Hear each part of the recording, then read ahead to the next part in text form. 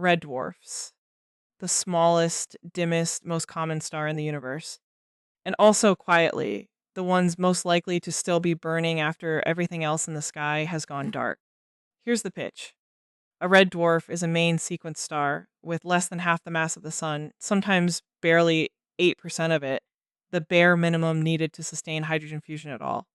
Surface temperatures hover between 2000 and 3500 degrees Celsius, cool enough that they glow a dim red-orange rather than white. They're small. Some are barely larger than Jupiter. But size was never the interesting part. Here's the number that matters. Roughly 75% of all stars in the Milky Way are red dwarfs. 3 out of every 4 points of stellar light in this galaxy, and you can't see a single one of them with the naked eye from Earth. Not one. They're too dim. The nearest star to our own sun, Proxima Centauri, just over 4 light years away, is a red dwarf, and even at that distance, it's invisible without a telescope. Here's the fact that changes everything about how we think of stellar lifespans. Red dwarfs burn their hydrogen so slowly, so miserly, that models predict lifespans stretching from hundreds of billions of years into the trillions. The universe itself is only 13.8 billion years old. That means not a single red dwarf anywhere in the entire history of the cosmos has ever died of old age. Every one that has ever formed is still shining today, exactly as it was billions of years ago, patiently outlasting stars 100 times its size. That patience comes with a catch. Many red dwarfs are flare stars, prone to violent magnetic outbursts that can spike their brightness by a factor of 10 in minutes, bathing any orbiting planet in X-rays and ultraviolet radiation strong enough to strip away an atmosphere over time. Slow and steady doesn't always mean gentle. It just means it takes longer to notice. If red dwarfs are the marathon runners nobody expects to see finish, there's a very different kind of star built to burn at a pace we can actually relate to. Ours, for instance. Yellow dwarfs, the category our own sun belongs to. And here's the reframe. It's not even yellow. Astronomers classify the sun as a G-type main sequence star, surface temperature around 5,500 degrees Celsius, fusing hydrogen into helium in a stable, self-regulating furnace that will hold steady for roughly 10 billion years total. We're a little past halfway through that number right now. Only about 7% of stars in the galaxy are G-type. Ordinary by cosmic standards, but not common. Here's the twist. From space, with no atmosphere in the way, the sun looks almost pure white. The yellow we see from the ground is an illusion, sunlight scattered through nitrogen and oxygen molecules in Earth's atmosphere, the same effect that turns the sky blue and sunsets orange. We named an entire category of star after a color trick played by our own air. What makes G-type stars genuinely remarkable isn't drama. It's the absence of it. Life as we understand it needs billions of years of a star holding almost perfectly still in temperature and output, no wild flares, no rapid burnout, just a long, boring, dependable middle age. Boring turns out to be one of the rarest and most valuable things a star can be. But that stability has an expiration date built in from birth. Every yellow dwarf eventually runs its hydrogen core dry, and when that happens, it doesn't just dim quietly, it swells. Red giants.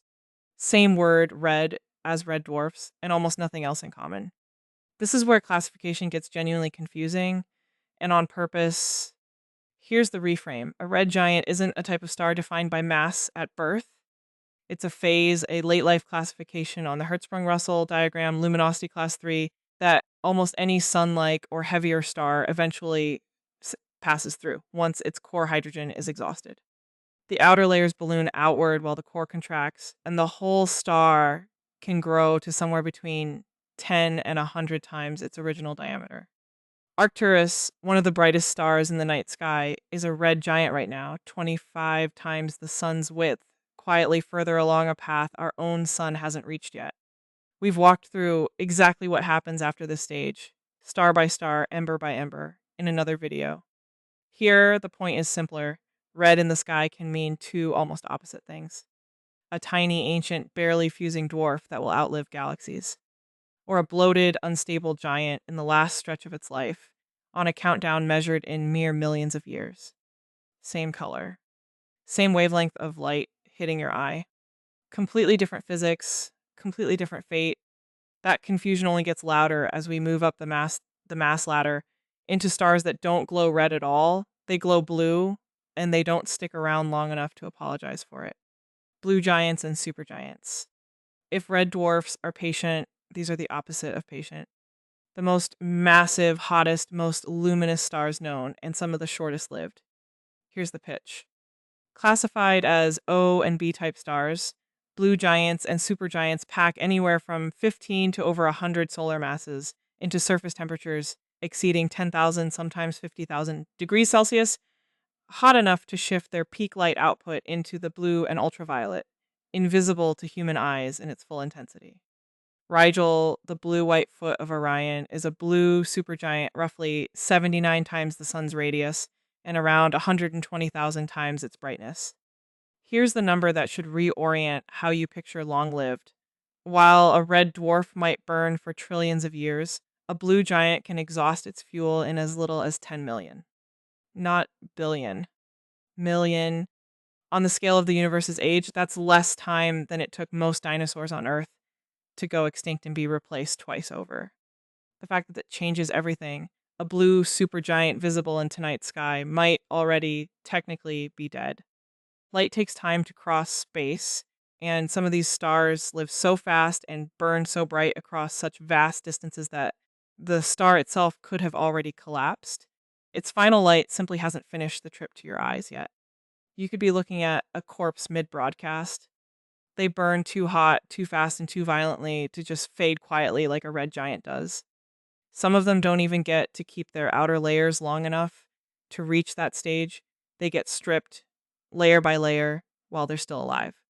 Wolf-Rayet Stars, the naked stars, discovered in 1867 by two French astronomers, Charles Wolf and Georges Rayet, who noticed something in their spectra that looked like nothing else in the sky. Here's the reframe. A Wolf-Rayet star isn't hiding its interior behind a normal hydrogen envelope, the way almost every other star does. Stellar winds powerful enough to strip that envelope away entirely, flowing outward at speeds up to 2,000 kilometers per second, have already blown it into space, exposing the helium and carbon-fusing layers underneath directly to view. You're not looking at a star's surface. You're looking at its guts. The numbers involved are almost absurd. Some Wolf-Rayet stars shed material equivalent to an entire Earth's mass every few weeks. Over their brief lives, they can lose the equivalent of several suns' worth of matter entirely, hurled outward in a dense, fast-moving wind that lights up in broad, ghostly emission lines, the exact signature that first caught Wolf and Rayet's attention through their telescope in Paris. Here's the fact that changes everything. These stars are almost always standing on the exact edge of the next chapter in a massive star's life, one that plays out over hours instead of eons once it starts. We're not covering that edge here. It belongs to a different story, one about endings. What matters here is the shape these stars take while they're still alive. A massive star that has already shed its own skin, burning down to something rawer than what it started as. Not every star at the extreme end sheds mass to become smaller and stranger. Some go the opposite direction entirely, barely becoming stars at all. Brown dwarfs, the failed stars. Objects too small to ever properly ignite, stuck permanently in the gap between the biggest planets and the smallest stars. Here's the pitch. Below about 8% of the sun's mass, roughly 80 times the mass of Jupiter, an object's core never gets hot or dense enough to sustain regular hydrogen fusion. Brown dwarfs manage a brief, weak burst of deuterium fusion early on, and then it's over. No sustained furnace, no stable adulthood. Just a long, slow cooling that lasts for the rest of their existence. Here's the twist.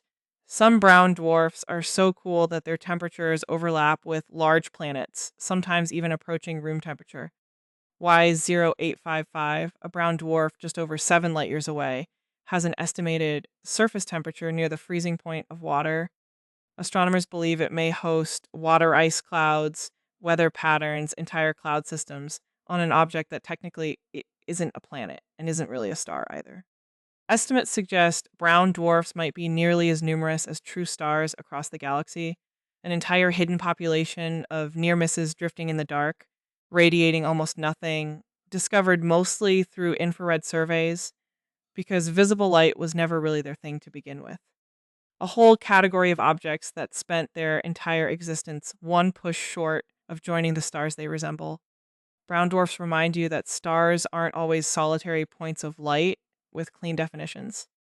Neither, it turns out, is almost anything else up there, because most stars, including the near misses, don't live alone at all. Binary and multiple star systems. Here's the reframe that should genuinely surprise you. A single star, alone in space with no companion like our sun, is closer to the exception than the rule. More than half of all sun-like stars exist in binary, or multiple systems. And for the most massive O and B type stars, that number climbs even higher. The majority of them are born with at least one companion.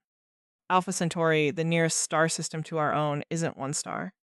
It's two sun-like stars locked in a mutual orbit, and the red dwarf Proxima Centauri circling the pair from far outside. Some of these systems get genuinely strange. Contact binaries, like those in the W Ursae Majoris class, orbit so closely that the two stars physically touch, sharing a single outer envelope of gas stretched between them like a cosmic hourglass, completing a full orbit in less than a day. Mass transfers between close binary pairs can strip one star bare while ballooning the other, rewriting both of their futures in the process. The record holders push past mere pairs entirely. The Castor system, visible to the naked eye in the constellation Gemini, is actually 6 stars, arranged in 3 separate binary pairs, all gravitationally bound into one slowly orbiting family. Look up at what appears to be a single point of light, and you might be looking at an entire small solar system's worth of suns, folded into one glint. Some of those orbiting pairs don't just share gas or gravity quietly.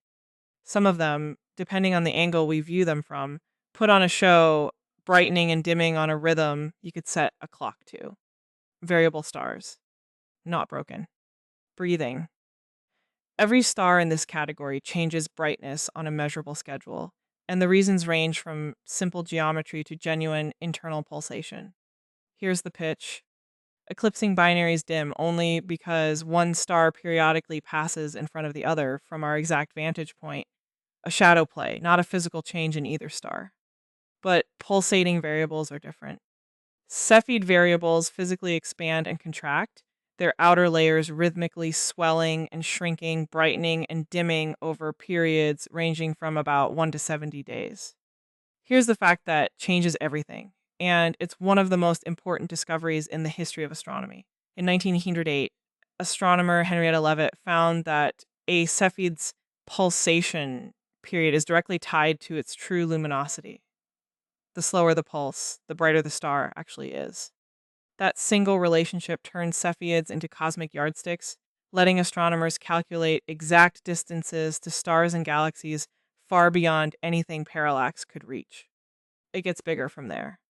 In 1923, Edwin Hubble used Cepheid variables inside the Andromeda Nebula to calculate its distance and discovered it was over 2 million light years away, far outside our own galaxy entirely. Andromeda wasn't a nearby cloud of gas. It was an entire separate galaxy. One pulsing star's rhythm proved the universe was almost unimaginably larger than anyone had assumed the week before. A star's flicker turned out to be a ruler for measuring the size of everything. But some of the objects hiding at the end of a star's pulsing, unstable final act aren't full stars anymore at all. They're what's left behind once the fusion stops for good. White dwarfs.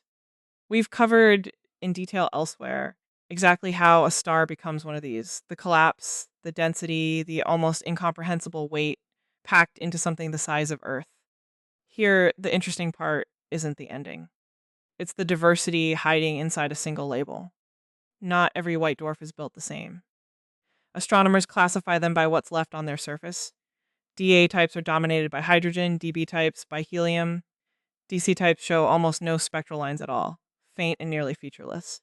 Sirius B, the very first white dwarf ever identified, orbits the brightest star in Earth's night sky as its quiet, dense companion, a stellar corpse riding shotgun next to one of the most famous stars in the sky, invisible to the naked eye entirely. Here's the part worth sitting with. A white dwarf isn't one object. It's a family of remnants, sorted by whatever thin atmosphere happens to still be clinging to a dead stellar core, each one a slightly different fingerprint of the star it used to be. Same ending, different signature. If a white dwarf is a diverse family built from moderate stellar deaths, there's a stranger, denser family built from the deaths that hit even harder, and this one comes with its own internal classification system too. Neutron stars. Again, we've mapped the collapse itself in detail somewhere else. The crushing, the density, the physics of a city-sized object holding more mass than the sun. Here, the taxonomy is the point. Not every neutron star behaves the same way, and the differences are almost stranger than the object itself. Radio pulsars sweep beams of radiation across space like lighthouses, precise enough to be used as cosmic clocks. Magnetars carry magnetic fields that dwarf anything else in the universe. X-ray binaries feed on a companion star, glowing brilliantly as stolen material spirals in. Same underlying object. Three entirely different behaviors, depending on spin, magnetic field strength, and whether anything nearby is close enough to steal from. Here's a fact that belongs entirely to this video, not the last one. In 2017, the LIGO and Virgo observatories detected gravitational waves from two neutron stars spiraling into each other and merging, an event called a kilonova. That single collision is now believed to have forged a meaningful fraction of the universe's gold, platinum, and other heavy elements in one violent instant, meaning some of the jewelry on this planet right now was built inside a collision between two dead stars billions of years before Earth existed. Two neutron stars colliding to mint gold is strange enough. But there's one more category of star that doesn't need to collide with anything to be the most extreme entry on this entire list. It just has to exist. Hypergiants, the largest, most unstable, most short-lived stars known to science. If this taxonomy has been climbing a ladder of scale and strangeness, this is the top rung. Here's the number that should break your sense of scale. UY, Scudi, and Stevenson 2-18, among the largest stars ever measured, have radii estimated at well over 1,000 times that of the sun. Place one where our sun sits, and its surface would swallow Mercury, Venus, Earth, Mars, the asteroid belt, Jupiter, and reach out somewhere past the orbit of Saturn. A single star large enough to contain most of our solar system inside its own body. These stars don't just sit there being enormous. Luminous blue variables, a related and even more violently unstable class, occasionally erupt in outbursts that hurl tens of solar masses of material into space in a matter of years. Eta Carinae did exactly this in the 1840s in an event astronomers call the Great Eruption, briefly becoming the second brightest star in the entire night sky before fading again, all while somehow surviving the blast. Here's the fact that changes everything about how we should picture these stars. Astronomers believe there may be only a few dozen true hypergiants in the entire Milky Way, a galaxy containing over 100 billion stars. They exist right at the Eddington limit, the theoretical point where a star's own outward radiation pressure nearly overpowers the gravity holding it together. These aren't stable objects living out an ordinary life. They're stars perpetually one step from tearing themselves apart, simply because existing at that scale means barely holding together at all. What happens after that limit finally wins, the explosion, the collapse, the ending, belongs to a different taxonomy entirely, one this channel has already walked through in full. This one was about the shapes a star can take while it's still alive, still burning, still holding itself together against its own gravity one more day. So here's the full ladder, top to bottom. Red dwarfs, small and dim and outlasting everything, not one of them ever having died of old age since the universe began. Yellow dwarfs, ordinary and stable, exactly boring enough to let planets like ours sit still long enough for life to happen. Red giants, a late life costume almost any star eventually wears. Blue giants and supergiants, burning too fast and too bright to last. Wolf-Rayet stars, stripped down to their raw fusing layers by their own violent winds. Brown dwarfs, the failed stars caught forever between planet and furnace. Binary and multiple systems, proving that solitude, like our suns, is the unusual choice. Variable stars, pulsing on a rhythm precise enough to measure the size of the universe itself. White dwarfs and neutron stars, dense families of remnants, each hiding their own internal classification system. And hypergiants, rare, enormous, and permanently one step from their own destruction.